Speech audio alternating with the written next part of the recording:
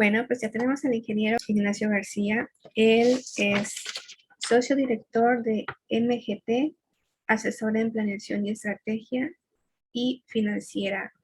Él nos acompaña con el tema prevención y mitigación de los factores de riesgo psicosocial con respecto a la norma 035. Recuerden que estamos en la sala de educación emocional para las organizaciones. Adelante, ingeniero. Ingeniero. Buena tarde, muchas gracias. Muchas gracias por lo de ingeniero, pero no soy ingeniero. No vaya a ser que los ingenieros se vayan a molestar. Gracias, muy amable por presentarme. Buenas tardes a todos. Buenas tardes a todos. El nombre de mi ponencia se llama Prevención y Mitigación de Riesgos Psicosociales, que tiene que ver con lo que ahora es el cumplimiento de la norma 035. Está dentro del grupo de la parte de inteligencia emocional, la necesidad de la inteligencia emocional en las organizaciones. La agenda, preparamos básicamente, les voy a comentar tres temas. La primera, definir un poquito y explicar qué son, para aquellos que no lo tienen muy claro, los factores de riesgo psicosocial y el desgaste emocional que causan en las organizaciones. El segundo, voy a hablar de un modelo que MGT Consultoría viene aplicando desde hace más de 30 años, que ha tenido objetivos, el mismo objetivo, aunque con diferente nombre en el tiempo y con la moda, sobre el bienestar de los trabajadores. Y como punto número 3, vamos a ver lo que ya significa el cumplimiento de la norma 035. Yo espero que no vaya a decepcionarles que estén esperando a escuchar a un experto en inteligencia emocional. No es mi caso. Lo que yo voy a tratar de platicarles es mi experiencia como profesional en los temas financieros, estratégicos, administrativos, y que a lo largo de toda mi carrera he logrado detectar que tanto en el sector empresarial como el gubernamental, que los conocí bastante bien en posiciones bastante interesantes, la clave para que se logre que esas organizaciones se vuelvan más eficientes, más productivas, y que para el sector privado eso significa rentabilidad, y a lo mejor para el sector público significa menor costo, mejor satisfacción de la ciudadanía, la clave viene siendo el elemento humano. Y no solamente el elemento humano como tal, sino en qué condiciones se encuentra trabajando ese elemento humano. Entonces, les comentaría que cualquier empresa que se dedica, que quiere implementar alguna estrategia, va a construir un nuevo producto, va a desarrollar porque va a dar un nuevo servicio, una empresa gubernamental que va a dar un servicio especial a la población de salud, de educación, básicamente hay dos formas para definirlo, o existen dos grandes componentes en su definición. Por un lado, hay que definir los procesos, las normas, la organización, los sistemas, el software, los productos, los proveedores, todo lo que significa el desarrollo de cualquiera de estos elementos. Pero por otro lado, es quienes van a realizar esta tarea, y es todo el equipo humano que va acompañando a esa misma estrategia. Yo les diría, en alguna ocasión, trabajé mucho tiempo en el tema de desarrollar productos financieros, y nos abocábamos, y yo era un convencido total, hacíamos estudios de mercado, veíamos lo que querían los clientes, hacíamos los cálculos financieros, el producto estaba correcto, estaba bien costeado, checábamos todos los sistemas, los tiempos de respuesta, el nivel de atención hacia los clientes, todo eso estaba muy claro, pero nunca nos preguntábamos, a ver, ¿quién va a atender? ¿Quién va a dar la cara? ¿Quién va a operar esos sistemas? Y además, ¿cómo están? ¿Se encuentran motivados? ¿Tienen las competencias claras, lo que se necesita para hacerlo? ¿Se encuentran a gusto y en un proceso de desarrollo de tal manera que se van a sentir que están cooperando realmente con el equipo? Esa parte era menos ostensible, y yo ahora les puedo decir que después de un buen rato y de buena experiencia, voy a decirle que cuando estamos hablando de estrategias, acciones, medidores y resultados, tan importante es hablar de procesos, normas y sistemas como hablar del equipo humano. E inclusive ya tiendo a irme que es más importante, si tuviera que seleccionar, tener más claridad con que tengo un equipo correcto, adecuado, motivado, con las competencias correctas, se me hace todavía más importante que tener la otra parte. Mucho hay en la literatura, en la ingeniería, en la administración, parámetros para revisar desempeño, ni se diga de los procesos, de las normas, de los sistemas. Existen muchos medidores, muchas formas de aseguramiento, muchos métodos. Entonces, quiero hablarles de algunos de los parámetros que tienen que ver, que se pueden aplicar o que se deben de aplicar a la medición del equipo humano que me permitan asegurarme que voy a lograr un mejor desempeño. Yo diría, inclusive haciendo referencia a la plática anterior que tuvieron con el ingeniero Farías, si yo quiero asegurarme de dar un producto confiable, me debo de asegurar que mis procesos, normas y sistemas sean confiables, pero más importante aún, que mi equipo humano sea confiable. Y de eso voy a platicar un poquito. ¿Cuáles son de los primeros elementos? Vamos a pasar a los factores de riesgo social, que es uno de los primeros parámetros que ahora se ha puesto de moda por la norma. Bueno, se puso y como se quitó por el tema de la pandemia, o más bien bajó un poquito la presión de las autoridades, pero voy a platicarles de los factores de riesgo psicosocial como primer punto. Y para hablar de ellos, la primera parte es recordatorio. Todos sabemos qué cosa es el estrés. Y el estrés, pues tal cual lo dice su palabra, significa algo que aprieta, algo que tensiona, algo que es fuerza, algo que está sintiéndose tensión, fuerza. La Organización Mundial de la Salud lo define como conjunto de reacciones fisiológicas que prepara al organismo para acción, para accionar, para intervenir, etc. El estrés, dicen, se produce porque hay un desbalance entre lo que necesito y lo que tengo, ¿sí? O lo que el medio ambiente está ofreciendo o demandando. Y también porque a veces quiero lograr o superar un objetivo específicamente planteado. En ese sentido, podríamos poner como ejemplos qué me genera estrés, tanto en mi vida diaria como en el trabajo, en la escuela, a los estudiantes, a los niños. Pues primero, los límites de tiempo. Vamos apresurados, no vamos a llegar a tiempo, tengo que terminar este trabajo y todavía me falta mucho y debo terminar antes de las 4 de la tarde. Eventos que no tenía yo contemplado que surgieran, desde eventos meteorológicos como choques en el periférico y ya me interrumpieron y me pararon y en lugar de hacer 1 hora a mi destino, me están diciendo que voy a hacer 1 hora y media el Waze. Miedos que siempre tenemos ante a lo desconocido, ante alguna cosa más fuerte que nosotros, etcétera. Problemas de salud, cuando algún tema no nos permite la salud dejarnos bien, pues surge un poco de estrés de si vamos a poder o no poder hacer la tarea que tenemos encomendada. Las expectativas. Me genero alguna expectativa importante por realizar y la posibilidad de no cumplirlo genera estrés. Los retos. Me planteo retos grandes, importantes, compromisos que tengo que cumplir y que pueden estar en riesgo o no. El que yo sepa que estoy en una situación de riesgo, de cualquier manera, físico, psicológico, etcétera, genera también estrés. Y también, pues, cuando tenemos establecidos en un trabajo alguna meta concreta de cumplimiento y por supuesto, cuando estamos en situaciones o estamos ante desconocimiento de algún tema que nos genera cierta incertidumbre. El estrés como tal, yo les diría, y siempre sostengo, no es malo, está latente en nuestra vida. Es más, para mí, el estrés es vida. Si el estrés es cero, no es vida. Desde el momento en que nos movemos y generamos energía, empezamos con estrés. Y en el caso del trabajo, cuando la presión laboral es muy baja, está comprobado que el desempeño tiende a ser muy bajo.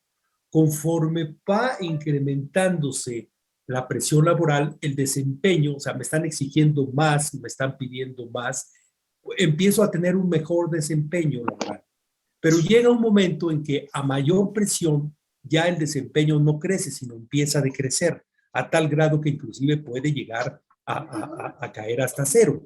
Entonces, en ese sentido, hay una zona específica en el medio de la campana, la que se conoce como la zona de motivación, la zona en donde la gente se está desarrollando, está aprendiendo, y por supuesto que es la mejor zona de desempeño, donde se logra un mejor desempeño. Entonces, en ese sentido, cuando yo me encuentro tanto en la parte baja, es decir, que no tengo una presión laboral que me implica cierto estrés, bajo estrés me causa desgaste. Y también cuando yo me encuentro en una zona del lado derecho, en donde el estrés es demasiado, también me genera desgaste. Bueno, entonces, ¿qué pasa en el trabajo? Los trabajadores experimentan estrés que inclusive llega a afectar su salud por diferentes causas. Porque le exigen en su trabajo algo más allá de sus conocimientos o de sus competencias, de su capacidad, porque sufre situaciones de acoso, de violencia del jefe, del compañero, del subordinado, etcétera, del vecino, porque en sus instalaciones hay exceso de ruido, o calor, o frío, etcétera. Porque se trata de algún trabajador que sabe que debe trabajar con un equipo de protección, llamemos los médicos en la pandemia, que generaban un estrés especial cuando sabían que la protección que tenían no era la más adecuada, porque les cambian su horario intempestivamente y les rompe su programa de actividades por la tarde, cambió y hay que volver a hacer un reproceso, etcétera. O porque, algo bien importante, jefes que son incisivos, que son intolerantes, que se vuelven inclusive jefes tóxicos. ¿Sí está cambiando ahora? El tema de estrés laboral se ha trabajado en él desde los años 60. Inclusive, desde los 60 entendieron muy claramente que no se necesita ser un trabajador que está sujeto a un tema de posible daño físico, como minas de carbón, planta de productos químicos, que haya posibilidad de construcción, que pueda tener un accidente para que tenga daños, sino también los trabajos de análisis o administrativos en la oficina pueden ser tan estresantes y tan dañinos a la salud como los otros. De hecho, desde los años 60, muchos de los países, sobre todo los adelantados, han venido realizando legislaciones, normas, que su aplicación desde 1970 a 2015, dicen en Estados Unidos, la tasa de lesiones en lugares de trabajo se ha reducido un 72% y la tasa de muertes en lugares de trabajo un 65%. De hecho, desde el año 90 ya la Organización Mundial de la Salud incorporó en la clasificación mundial de enfermedades a lo que se conoce como síndrome de desgaste profesional burnout. Entonces, ¿qué son los factores de riesgo psicosocial? Empecemos con la primera palabra, ¿qué es riesgo? Todos sabemos lo que es riesgo, es la posibilidad de que algo falle, la posibilidad de que algo nos cause daño. Cuando tenemos riesgo de padecer una enfermedad, pues es la posibilidad de que lleguemos a contagiarnos de esa enfermedad, etcétera. ¿Qué es un riesgo psicosocial? Bueno, pues es la posibilidad de que tenga un daño, pero de tipo psicosocial solamente, que puede ser psicológico, puede ser emocional o puede ser social. Entonces ya tenemos riesgo psicosocial, es que alguien que se encuentra en riesgos sociales está en posibilidad de que pueda tener un daño psicológico, un daño emocional, un daño social. Y factores de riesgo psicosocial son los factores, valga la redundancia, son las causas, los elementos que combinados de alguna manera pueden generar cierto estrés con la posibilidad de generar daño psicosocial y por lo tanto impactar en la salud. Entonces, luego entonces, por eso es que ahora tienen mucha importancia, se les da mucho seguimiento. Factor de riesgo psicosocial es identificar en las empresas elementos que pudieran estar en el ambiente de tipo organizacional, de tipo colectivo, de tipo personal, normas, criterios, condiciones físicas, ya ahorita lo veremos con más detalle, que pueden generar estrés en los trabajadores, y ese estrés puede ser de la parte alta, que les puede traer algún problema con su salud. Bien, los elementos que pueden atenuar o catalizar este tema de estrés, básicamente son dos. Uno, que es donde pueden intervenir directamente las empresas, que es en la forma en que administraron, la forma en que diseñaron primeramente, que administran, organizan el trabajo. O sea, cómo establecen, cómo llevan a cabo sus políticas, sus horarios de entrada, sus horarios de salida, sus pagos de prestaciones, sus pagos de sueldo, su tiempo extra, cómo están los que utilizan uniforme, los que utilizan herramientas especiales, lugares físicos, toda esa parte que directamente la empresa puede hacerlo, así como asignar personas en diferentes posiciones. Quien los nombra, quien los asigna es la empresa, y si tienen criterios correctos, eso forma parte de él. ¿Y cuál es la otra parte, el otro juego en donde que son los que catalizan? Pues cómo es la constitución física, mental de cada individuo, emocional, y forma de vida de cada individuo. Entonces, puede estar el trabajo con algunas deficiencias de organización, pero si el individuo tiene una constitución mental, emocional perfecta, pues no le va a dañar tanto. Puede el trabajo estar muy bien organizado y tener todo lo correcto. Sin embargo, si la parte del individuo no tiene las competencias correctas y claras, pues sí va a haber ahí un tema de estrés. Entonces, la exposición constante en el trabajo a factores de riesgo psicosocial, la reacción interna que van a tener las personas, depende de sus características individuales. Y así vemos que pues, es muy diferente, los mismos factores de riesgo, van a tener diferente impacto con la persona por muchas variables: género, edad, resistencia física, educación, competencia, sobre todo, compromiso, todavía no la pongo, pero pues obviamente inteligencia emocional, costumbres, cultura, idiosincrasia, y obviamente el estar sosteniendo una reacción grande y fuerte individual al estrés a lo largo, que normalmente comparten los expertos, que entre 3 y 8 años, puede tener como efecto a largo plazo llegar a tener el síndrome de desgaste profesional, burnout. Este síndrome se caracteriza básicamente por 3 dimensiones. La primera, que es la persona se siente con cansancio extremo, agotamiento físico o emocional. Segunda, tiene sentimientos negativos o inclusive se vuelve cínico con respecto al trabajo, de que ya no le interesa, de que lo tira, de que inclusive va contra de él, que parecen sus enemigos. Y tercero, obviamente que hay una reducción importante en la eficacia en sus tareas profesionales. Como comenté la pasada, el síndrome se supone que se desarrolla en un periodo de 3 a 8 años, y la buena noticia es que existen herramientas que lo pueden detectar y lo pueden medir con objetividad y precisión. De hecho, normalmente eso se vuelve una escala de 5 niveles, desde el nivel nulo, que es considerado leve o nulo, hasta un nivel donde ya se considera alto y ya es importante, inclusive de daño severo. La otra buena noticia es que puede atenderse, es curable, y por supuesto que detectarlo a tiempo siempre permite establecer programas tanto preventivos como algunas soluciones al respecto. Con eso terminamos factores de riesgo psicosocial, que básicamente el tema son elementos que hay que cuidar en las empresas, que pueden implicar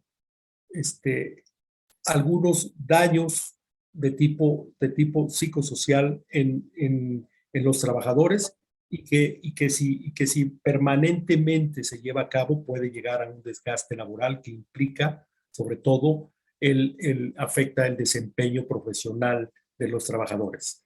Ahora vamos a ver lo que contiene el modelo de MGT, que inicialmente o en una segunda instancia se llamó Modelo de Bienestar Integral de los Trabajadores.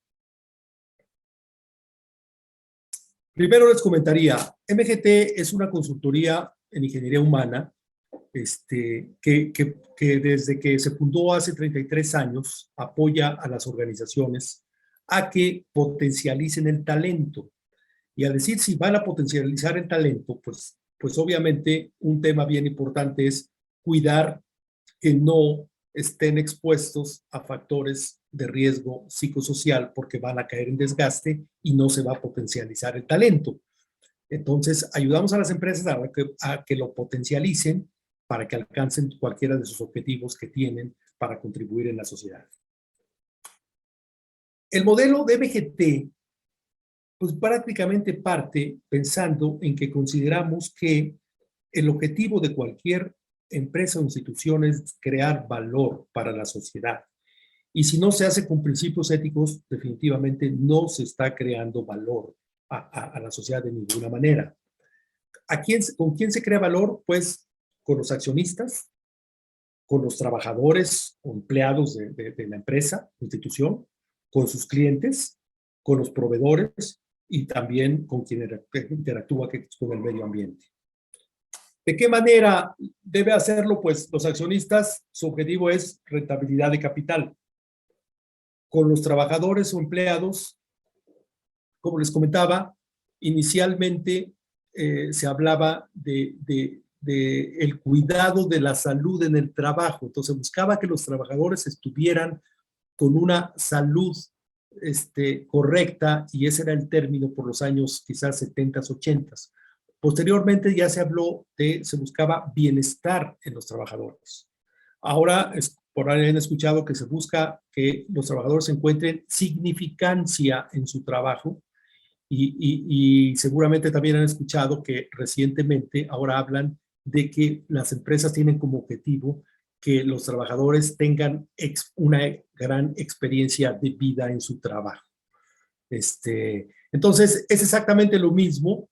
Lo estoy parafraseando en las tres porque todo depende de la época en que vino desarrollándose, pero busca en esencia hacer que los trabajadores se encuentren en un ambiente correcto para que desarrollen sus habilidades, estén motivados, se estén desarrollando, y de esa manera van a poder ser mucho más productivos y eficientes. Con los clientes, pues obviamente productos y servicios competitivos y de calidad. Con los proveedores es una relación mutua de ganar de ambas partes, y con el medio ambiente en el cuidado y la conservación. Entonces, si partimos que ayudamos a las empresas a que cumplan con sus objetivos y nos enfocamos en el tema de hacer que sus trabajadores y empleados logren esa significancia en el trabajo, tengan esa experiencia de vida, y al hacerlo estamos seguros que estamos contribuyendo a que sean más rentables y están cumpliendo con los accionistas. Entonces, las empresas deben de establecer o establecen entre sus objetivos y estrategia un equilibrio entre que, por un lado, cuidan la rentabilidad de los accionistas, pero por el otro lado, y además no es contradictorio, sino además es sinérgico, buscan bienestar integral, significancia en el trabajo de los trabajadores. Eso se vuelve sinérgico, y a mayor bienestar y significancia, mayor rentabilidad de accionistas. Entonces, si nos enfocamos entre los factores que están presentes en una persona en el trabajo, a grandes rubros el modelo de MGT identifica cuáles son los elementos que le pueden afectar el sacarlos de ese bienestar. Bueno, primeramente tendríamos los requerimientos del puesto. O sea, no tener los conocimientos necesarios o las técnicas o las competencias, dentro de las cuales incluyo la capacidad emocional de decisión. Si no tiene toda esa parte, es un factor constante de impacto en su bienestar. Entonces, lo primero que debemos de cuidar cuando queremos construir un modelo para generar bienestar o significancia es atender muy bien que la persona que vamos a poner en un puesto cumpla con los requerimientos de ese puesto, en conocimientos, en técnicas, en competencias y en manejo de emociones. Segundo, y parece un poco más sencillo, tener una administración laboral adecuada, que las cargas de trabajo sean correctas, que haya equidad en las mismas, con una buena organización, el espacio y las herramientas de trabajo y las políticas con equidad interna que se puedan manejar. Es el segundo tema. Y finalmente el tercero, que es, bueno, también, pero además necesito instaurar un sistema de dirección o de supervisión que además de que esté asegurándose el cumplimiento de los objetivos de la empresa, se esté asegurando también tenga en mente el bienestar o la significancia del trabajo para sus dirigidos. Entonces, en ese sentido surge la necesidad de tener cierto liderazgo, que haya comunicación, que estén motivando a los empleados y además apoyo y empoderamiento en las decisiones. Entonces, el modelo de MGT busca resolver estos tres temas cuando apoyamos a una empresa y lo hemos hecho durante muchos años, que si se resuelven correctamente estos tres temas, la mayor parte del personal se va a encontrar en un estatus de bienestar diferente y eso impacta inmediatamente la productividad y la eficiencia de la empresa. Entonces, el modelo, básicamente lo resumimos, lo voy a resumir en 4 partes. La primera, que ya comenté, pues qué bueno, para cumplir con la primera es, debo de poner a la persona adecuada a cada puesto.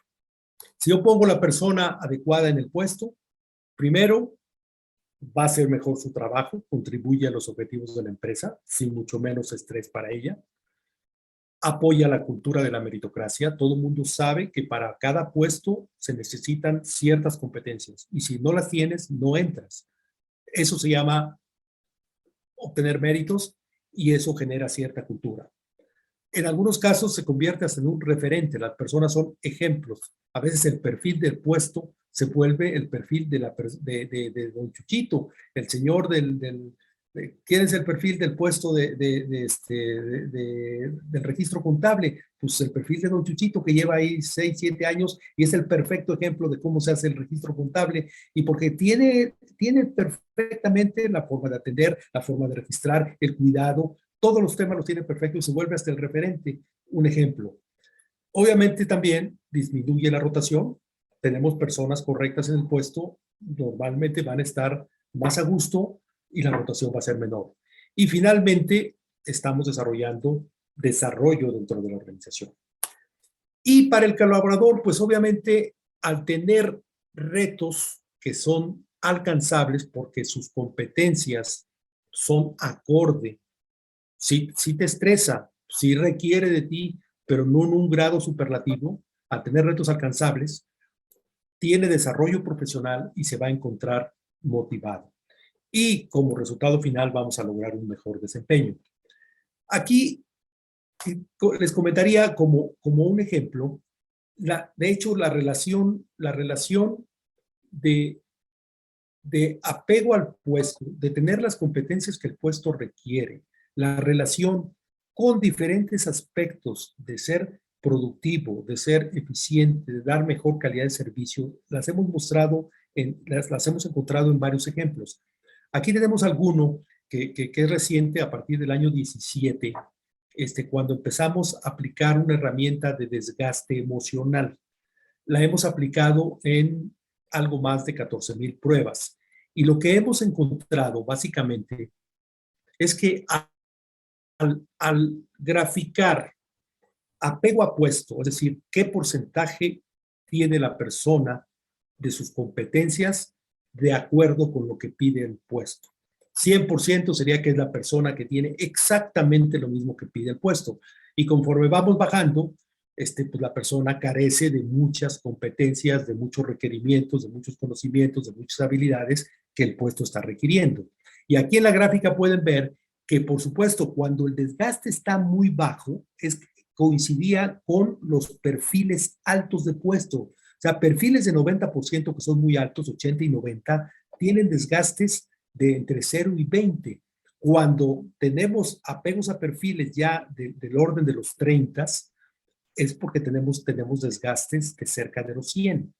Entonces, esta parte digo, el estadístico ya más o menos es importante, 14,000 pruebas, y lo mismo, también tomamos una población que ya tenía más de 5 años trabajando, consideramos que el desapego al puesto si era menor del 70% y encontramos que cuando había desapego más del 48%, teníamos una correlación con el desgaste severo bastante alta, mientras que era muy bajo el porcentaje con desapego cuando teníamos desgaste casi nulo. Es decir, concluimos que a mayor apego al perfil del puesto, tenemos menor desgaste laboral. Y si hay menor desgaste laboral, vamos a tener mayor bienestar del trabajador, por lo tanto, mayor productividad, mayor satisfacción del cliente. Entonces, con esto redondeo lo que es el punto número 1 del modelo MGT para que se logre en las empresas generar mayor bienestar en los trabajadores, que es persona correcta en el puesto.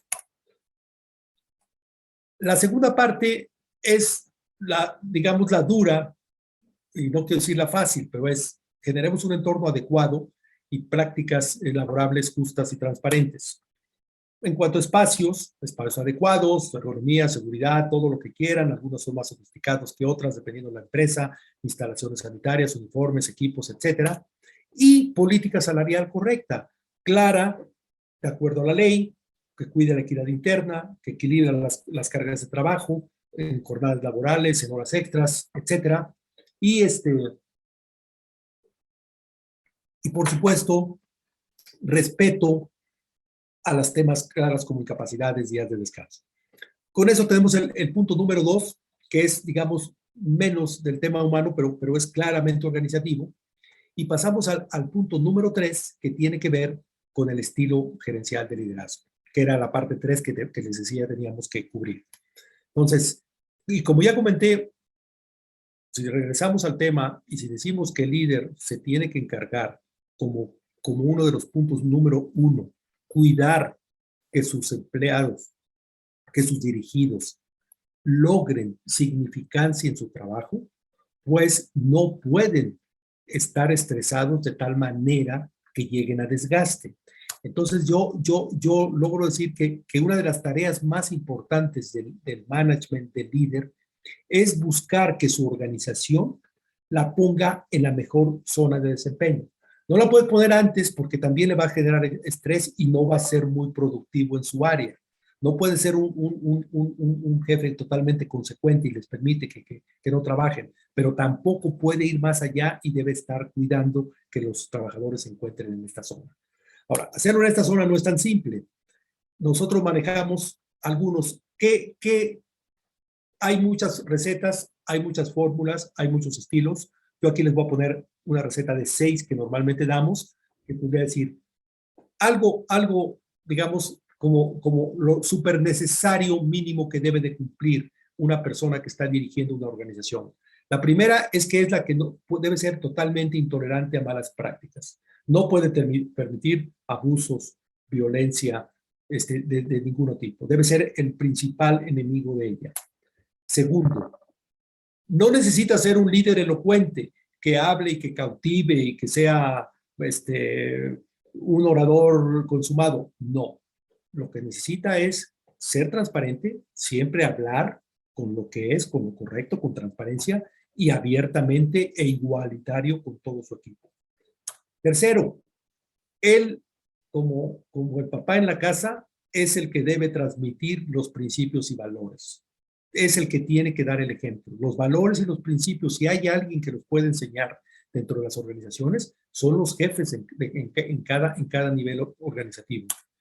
Cuarto, también son ellos los que deben de mostrar el orgullo por pertenecer a la empresa y de esa manera sí va a bajar más rápido en la organización. Y finalmente, que sean ellos los que sí estén en el entendido, que son los promotores, para que sus dirigidos sientan significancia, tengan una gran experiencia cuando están en el trabajo. Y finalmente hay un punto número 4 que agregamos, que tiene que ver que si yo hice los primeros 3 muy bien como empresa, es correcto. Sin embargo, durante el tiempo hay cambios. Hay eventos en el entorno, la empresa saca nuevos productos, rediseña los procesos, entran nuevas tecnologías, trae nuevos objetivos, por lo tanto se cambian puestos.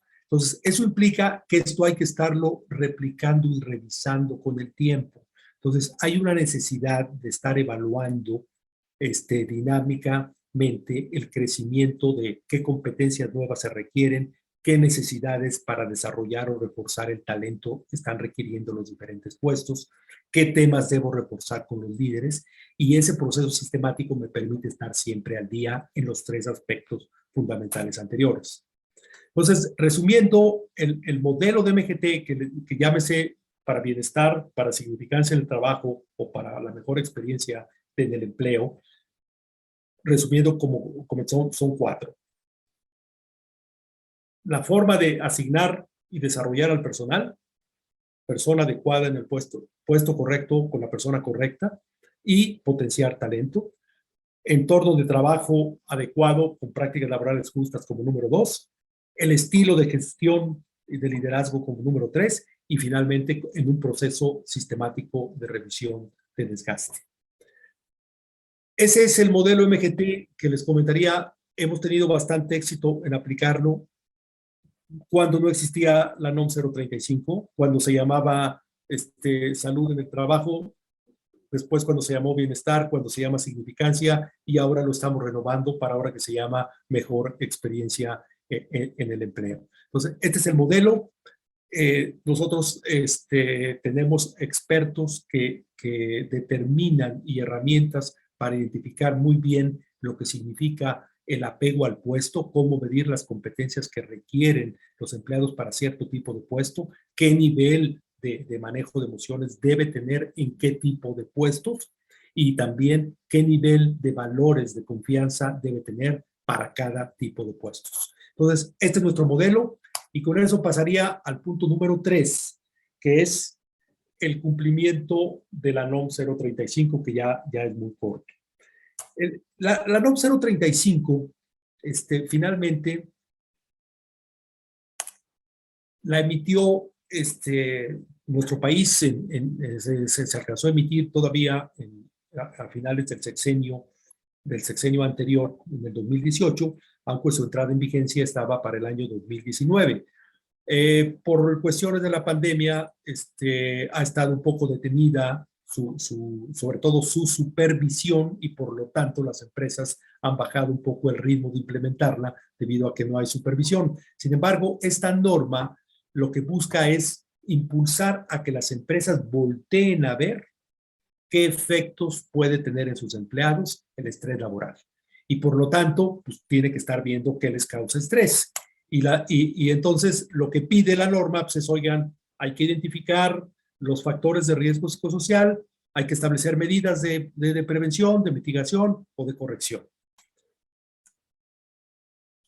Es decir, la norma 035 establece los lineamientos para que las empresas apliquen sistemáticamente mecanismos, que son mecanismos de consulta, hay encuestas específicas, establezca canales de comunicación para que la gente en forma anónima pueda estar comunicando factores o elementos que encuentre en su área de trabajo, y de esa manera la empresa pueda tener la información suficiente para que identifique los factores de riesgo psicosocial y le permita establecer un plan preventivo o inclusive algunas acciones de intervención directa o concreta en alguna persona o en alguna área. Nosotros normalmente sugerimos 7 puntos, digo, lo sugerimos porque es los que están en la norma. Hay 7 puntos para poderla cumplir. La primera es, la empresa debe establecer su política interna de prevención de riesgos psicosociales. Segundo, la tiene que difundir. Tiene que hacer que todo su personal conozca que la empresa está interesada en prevenir los riesgos psicosociales dentro de la empresa y los conmina con ciertos elementos a que ellos puedan informar, inclusive anónimamente, cualquier elemento en cuestión. Tercero, tiene que estar la empresa trabajando continuamente, identificando los factores de riesgo psicosocial. Para ello, la norma emite una encuesta que debe aplicarse anualmente. Con esa encuesta, con las respuestas de todos los trabajadores, puede hacerse en forma anónima, en forma personal, como sea, pero estadísticamente se identifican cuáles son los elementos que pueden estarse convirtiendo en un riesgo importante. Y de esa manera, establecer medidas, como punto número 4, de prevención, de control o para promover alguna acción específica. Entonces, esos son los 4 primeros puntos y adicionalmente, también esta norma prevé que en algunas empresas se puede dar lo que se llama un acontecimiento traumático severo. O sea, todos vemos que puede haber hay un asalto en una sucursal bancaria y pues entraron con armas largas y eso causa un acontecimiento traumático entre el personal de la sucursal. Puede haber un accidente en una construcción, se cayó un andamio, puede haber un incendio en una fábrica, etcétera. Cuando eso sucede, la empresa está obligada también a realizar una pequeña evaluación, una pequeña encuesta para identificar también qué daños pudieron tener los trabajadores que estuvieron sujetos a ese acontecimiento. Y en ese sentido también, en su caso, practicar si es que se requiere exámenes médicos o inclusive evaluaciones psicológicas. Y si además de eso mantiene evidencia confiable de que hizo el 1, el 2, 3, 4, 5 y 6, entonces está cumpliendo con la norma. Cuando lleguen a supervisarlo, él va a mostrar su registro de que hizo los 6 pasos y no tiene mayor problema. Pero lo más importante, independientemente del cumplimiento, está trabajando con su tema interno porque debe estar convencido que desgaste laboral en sus trabajadores implica improductividades a mediano o largo plazo.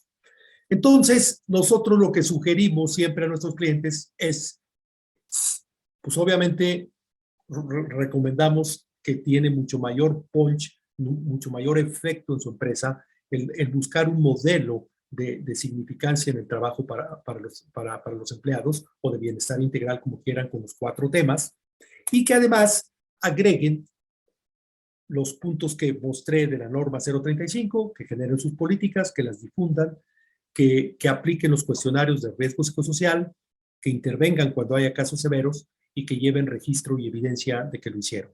Y si hacen eso, pues lo más importante es que van a estar generando ese bienestar, esa significancia o esa experiencia, esa gran experiencia del trabajo que les va a traer productividad y rentabilidad y al mismo tiempo van a estar cumpliendo la norma 035. Yo con eso termino y les agradezco mucho su paciencia.